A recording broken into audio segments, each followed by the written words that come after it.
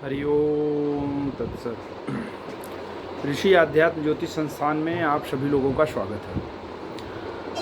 आज आप लोगों के बीच में हम उपस्थित हुए हैं। इस समय श्रावण का महीना चल रहा है। इस श्रावण के माह में सबसे उत्तम हमारे जीवन को सुख, वैभव, शांति, स्वास्थ्य, आरोग्य और सब प्रकार से समृद्धि प्रदान करने वाला कौन सा उपाय है, इस विषय में आज हम चर्चा करेंगे। जिसको करने से कि घर परिवार और आपकी मानसिक स्थिति, आपकी संतान, किसी प्रकार की बाधा चल रही है, विघ्न है या कोई रोग चल रहा है लंबे समय से, पितृदोष है, देव दोष है, किसी प्रकार की कोई समस्या है, राहु केतु शनि मंगल किसी भी ग्रह की कोई समस्या है, उन सब में एक बार रामबाण की तरह लाभ देने वाला एक उपाय है। उसकी चर्चा हम आज आप लोगों के बीच में करने जा रहे हैं। कृपया इस वीडियो को अंत तक पूरा देखिएगा और उसके पहले निवेदन करेंगे कि इस वीडियो को हो सके तो जितना अधिक हो सके शेयर कर दीजिएगा अपने लोगों तक। देखिए, शेयर करने में आपको 1 मिनट या 2 मिनट ही लगता है या 5 मिनट लगता है, लेकिन शेयर कर देने से जिसके पास भी ये वीडियो पहुंचेगा, हो सकता है कि आपको लगे कि हमको अभी ज़रूरत इस चीज़ की नहीं है, लेकिन जिस व्यक्ति को परेशानी होती है और जो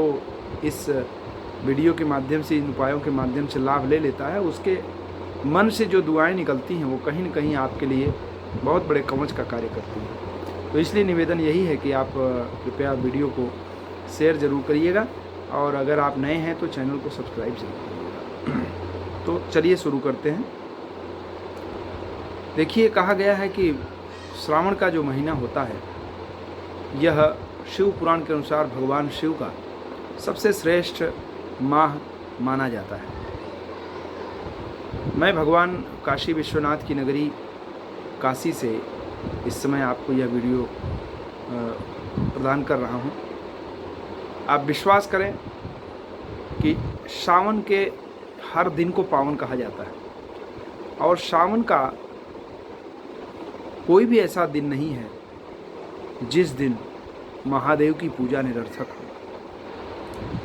अगर आप बेतरतीब रहते हैं, आप आलसी हैं, आप किसी भी गुरु, किसी भी ब्राह्मण, किसी भी पुजारी की बात नहीं मानते हैं या उसको फॉलो नहीं कर पा रहे हैं, किसी भी प्रकार की कोई समस्या है, तो आप एक काम कर सकते हैं, आप महादेव की शरण को ग्रहण कर सकते हैं।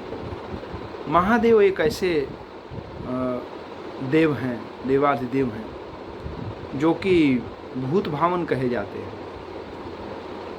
जो कि देवताओं और राक्षसों, मनुष्यों तीनों के लिए महाकल्याणकारी है। आप ये समझ लीजिए कि जिसका मन दुर्भावना से भरा है उसको भी, जिसका मन सद्भावना से भरा है उसको भी, जो भी भगवान भोले का एक बार भी सच्चे मन से भजन कर लेता है, कीर्तन कर लेता है, पूजन कर लेता है, ये न किन प्रकारेण उसको तत्काल और तत्क्षण लाभ प्राप्त होता है।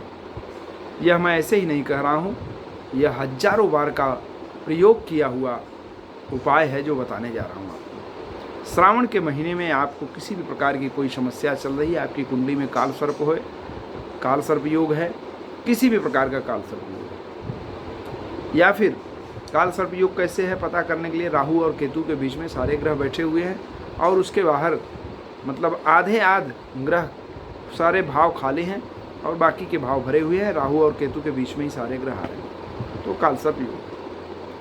अब ये अलग विषय है कि कौन से घर में राहु होने से कौन सा योग होता है, इसके विषय में अलग वीडियो बनाएंगे। जैसे दूसरे भाव में अगर राहु है तो कुलिक नामक काल सर्प योग बनता है, उसी तरह से अन्य भावों में बैठने पर राहु के अलग अलग काल सर्प दोष का निर्माण हो जाता है। भगवान शिव के गले में सर्प है और सर्प का मुख है और पूँछ भी है।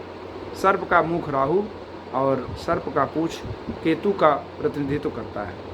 तो भगवान महादेव का उपाय करने पर निश्चित रूप से काल सर्प दोष में शांति होती है। किसी का चंद्रमा पीड़ित है, केमद्रुम दोष है, तो भगवान महादेव के ऊपर सर पर चंद्रमा विराज हैं, द्वितीया तिथि के चंद्रमा विराजमान हैं, तो ऐसे में उसके केमद्रुम दोष का विनाश होता है। चंद्रमा किसी तरह का पीड़ित है तो भगवान महादेव के पूजन से जो है कि इसका उपाय हो जाता है।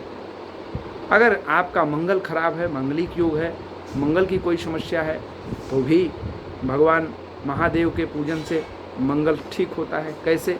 क्योंकि हनुमान जी मंगलवार को जन्म लिए थे और हनुमान जी भगवान शिव के एकादश रुद्र हैं और मंगल कहीं न कहीं भगवान शिव के अंशावतार भी हैं, भूमि के पुत्र हैं। भूमि शिव पुराण के कथनानुसार भगवान महादेव और भूमि के संयोग से ही मंगल की उत्पत्ति हुई है। इसलिए भगवान महादेव के पूजन से मंगल भी शांत होते हैं। शुक्र, अगर आपके घर में शुक्र सारे लग्जरियस, सारे गाड़ी घोड़ा वाहन मकान है ना, वैवाहिक सुख सबके कारक हैं, प्रेम संबंध रिश्तों नातों को जो है कि प्रतिनिधित्व करते हैं और बड़े लग्जरियस जीवन को देने वाले ग्रह हैं। अगर शुक्र खराब हो जाए तो कलयुग में तो जीना बड़ा मुश्किल हो जाता है लोगों का। लेकिन अगर शुक्र भी खराब हैं तो शुक्र को कहा गया कि ये महादेव के अनन्य भक्त थे और ये भगवान महादेव एक बार इनको मुंह से अपने पेट में, अपने उदर में उदरस्त कर लिए थे। गंगा जी के कहने पर भगवान महादेव फिर से इनको मुंह से निकाल दिए।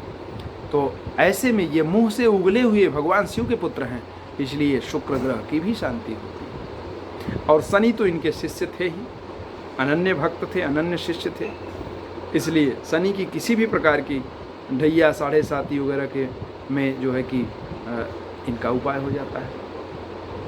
बृहस्पति देवताओं के गुरु होने के कारण इनके भी आदरणीय हैं और बृहस्पति इनका बहुत सम्मान करते हैं, क्योंकि ये देवताओं के देवाधिदेव महादेव हैं और भगवान विष्णु के स्वरूप होने के कारण बृहस्पति देव के ये अनन्य, भगवान शिव को ये बहुत अनन्यता से मानते हैं।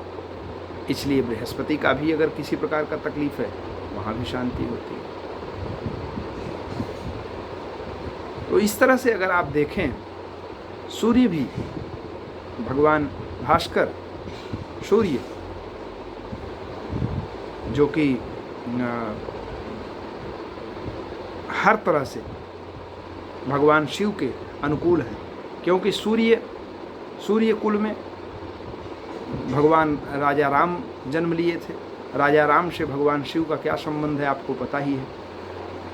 तो सूर्य का भी भगवान शिव से अनन्य संबंध होने के कारण सूर्य ग्रह की भी शांति महादेव के पूजन पाठ से होता है। लेकिन सबसे जो प्रमुखता से और जो विशेषता से भगवान शिव की पूजा में फल प्राप्त होता है वो राहु, केतु, शनि, चंद्रमा, मंगल, शुक्र और शनि, इन ग्रहों का अमोघ फल भगवान शिव के पूजन से प्राप्त हो जाता है। और भगवान शिव के लिए यह श्रावण मास उनके पूजन के लिए, और उस पूजन में भी सबसे विशेष पूजन भगवान महादेव का रुद्राभिषेक, यह बड़ा ही उत्तम फलदायक है। और अगर रुद्राभिषेक के साथ भगवान आशुतोष का महामृत्युंजय पाठ, मृत्युंजय भगवान का हो जाए, तब तो पूछना ही क्या है। पारायण भी, साधारण रुद्राभिषेक भी बहुत लाभ देता है, लेकिन अगर लघु रुद्र हो जाए तो फिर क्या पूछना है। तो इस तरह से यदि भगवान शिव का रुद्राभिषेक इस माह में किया जाए तो आपसे बता रहे हैं कि अनन्य फल प्राप्त होने वाला है। और किसी भी प्रकार की समस्या हो, तुरंत राम बाण की तरह लाभ करने वाला यह उपाय है। तो एक बार निवेदन है कि अगर आपके घर में रुद्राभिषेक हुआ है तो भी, नहीं हुआ है तो भी, एक बार अवश्य इस श्रावण के मास में भगवान शिव का रुद्राभिषेक करने के लिए सोचें और विचार करें। और अगर एक बार रुद्राभिषेक भगवान शिव का हो गया और अच्छे से हो गया, विधिवत हो गया, तो उसका लाभ अनगिनत है, कह नहीं सकते।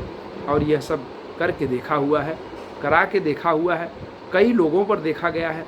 बहुत ज़बरदस्त और बहुत अद्भुत फ़ायदा मिलता है, बहुत अद्भुत लाभ मिलता है। इस कलयुग में यह रामबाण उपाय है, इसको आप करके देख सकते हैं। जिसको लक्ष्मी की समस्या है, धन की समस्या है, बहुत ज़्यादा समस्या है, उनको चाहिए कि वो गन्ने के रस से भगवान शिव का अभिषेक करवाएं। जिनको शत्रु की पीड़ा है उनको चाहिए कि सरसों के तेल से भगवान शिव का अभिषेक करवाएं। जिनको संतान से संबंधित समस्या है वो गाय के दूध से भगवान शिव का अभिषेक करवाएं। जिनको अनेक प्रकार की समस्याएं हैं वो 11 वस्तुओं से भगवान शिव का रुद्राभिषेक करवाएं। इस तरह से बहुत सारी चीज़ों से आप भगवान शिव का अभिषेक करवा सकते हैं।